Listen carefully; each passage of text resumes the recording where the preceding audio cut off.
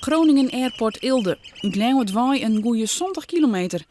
Joet bepaalde de Raad van State dat de baanverlenging terugging mooi van 1800 meter naar 2500 meter. En dat betekent gruttere vliegtuigen en meer lijnvluchten over gruttere afstanden.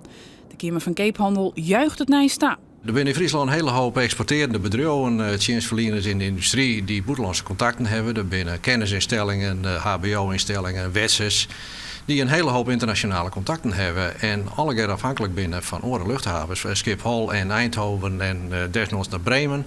En eigenlijk nooit gebruik kennen van grenzen. Maar aas dus wel. Een opstekker voor uw economie. De Kamer van Keephandel verwacht het dan ik dat de baanverlenging arbeidsplakken opsmiet. Dat hebben al die andere regionale luchthavens dat Shell, vooral in Eindhoven, die had een enorme groei maken de laatste jaren. Dat er dan in zijn omgeving van, en het ligt in het hart van het stadsgewest, dat dan hier Groningen-Assen. Dus dat er ik een stuk bedrijfsleven omheen groeien kan die mooi luchtvaart te maken heeft.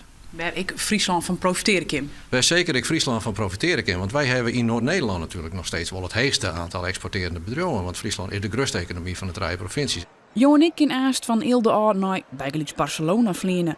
Maar wat Friesland Marketing nog wichtiger vindt, is dat ze nieuwe toeristen binnenheljen kunnen.